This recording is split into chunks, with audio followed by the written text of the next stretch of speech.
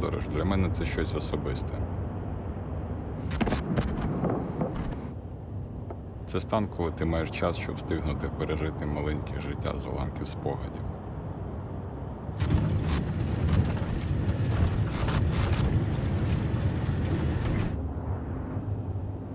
Ми з Юрою звільнились з армії і вирішили повернутися у продюсування.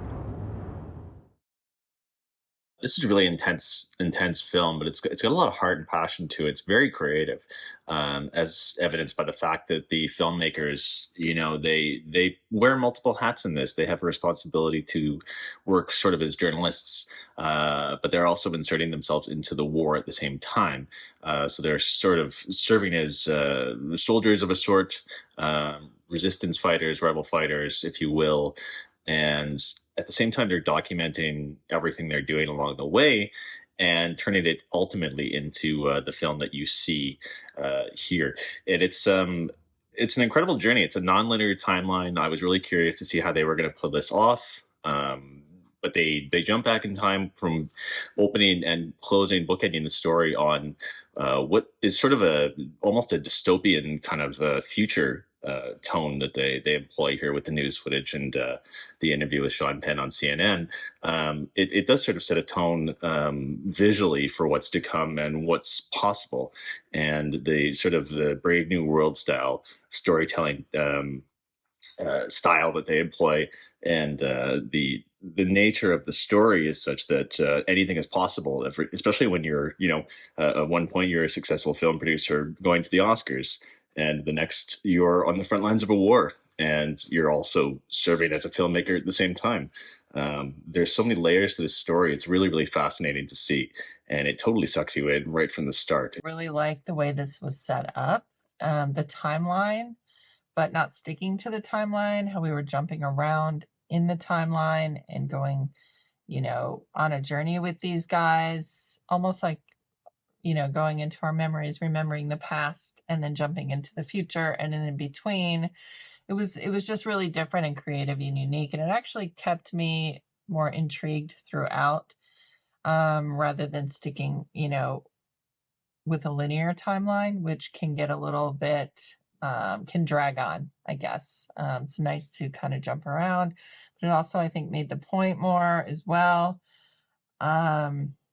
on the situation that's happening with Russia and the Ukraine.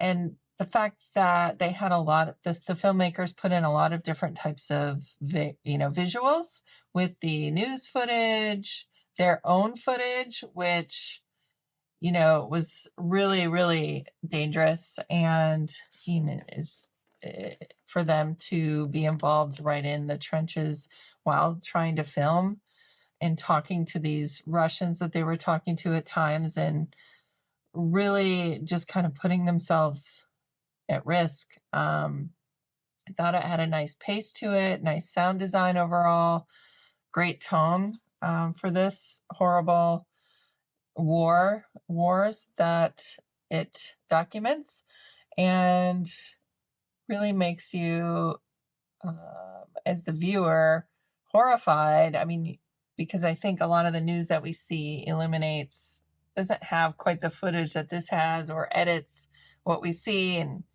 I think, at one point the filmmaker said that they didn't comment a lot. They wanted the audience to, make a decision or an opinion on what was actually happening. And I think that was brilliant. I enjoyed seeing the perspective of the two producers that created this film, Yuri and Pavlo, seeing from their perspective, being successful filmmakers, and going back into the war zone, and their idea to film 24/7 to be able to capture everything. They were able to capture just the brutality of the government and what was happening and being covered up, and able to get that out to people to show them what was really going on. So I thought that was really interesting to see that importance of the press. And in many cases, the press was abducted because they were, releasing this information to the public. And so for us to see this now, it's having a similar effect.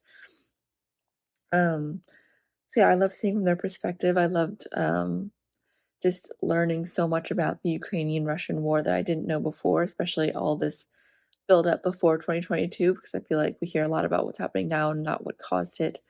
Um, and yeah, I also loved how they showed like how people were sort of um, they still have their humanity. They still have um, the urge to play with a basketball, the getting into a game of soccer and feeling safe. Um, and then being forced to go back into the war zone. And so I liked how they showed that aspect as well. The resilience of this nation is very evident within this doc, and it shows time and time again. The documentary uses a timeline which keeps um, sort of the structure of the doc through various moments in time. And one of the constant themes I see for this is a call for journalistic integrity. There was a clear effort to keep information from being shared, especially during these times of war. How they managed to get video footage of a lot of these dangerous situations is the most enthralling part of this documentary. Um, Clearly, the fearlessness that you must have to have a camera in all of these various scenarios where your life is on the line. It gave a unique point of view into the conflict, and there was some powerful statements that were made that stood out to me. One was, "I went from a producer to a war veteran." And clearly, in the making of this documentary, gave this producer a really unique perspective and created a bond between him and the fellow soldiers, one that changed his life. And another statement that was stated that really tail ends into the end of the documentary is, we are always surrounded by the enemy, so we're living in anticipation constantly. It's not a if, but when, in terms of when there will be another attack. Footage of these clear attacks on civilians really gives me an even greater description of the dire circumstances. A lot of times the news will brush over some of the things and the horrors of war. In this, it didn't brush over anything. It was such a clear perspective. My favorite thing about it, specifically, like,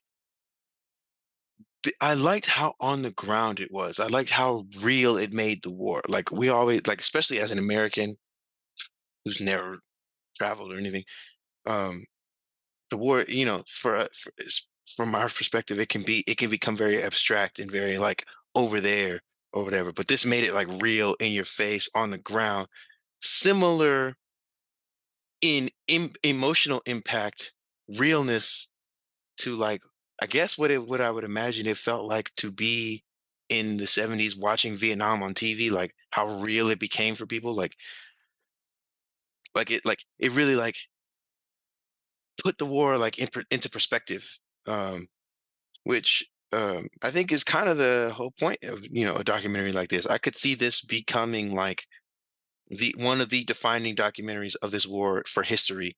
You know what I mean? Of like similar to like those old like World War II Vietnam documentaries that like document what it was like and like in like very real fashion. You know, I could see this being adding to that pantheon specifically for this war. Um, and I think that is admirable to pull that off as well as y'all did. Especially with the lensing of jumping back in time, telling the story of these two guys while also telling the story of the war and like the narrative technique that y'all use to convey the story. Creative ways to cover the news with new technologies for ending dictatorships, and a great mix of very happy moments with the tragedy of war, oppression, death, sacrifice, killing and disappearing civilians and journalists. The people are being lied to and used for political gain and the ego of a few in the name of protection from terrorists. Very clever made up bases for volunteering, raw scenes from the battlefield. In this whole mix, we have beautiful opening and closing scenes with flying birds for a hopeful ending.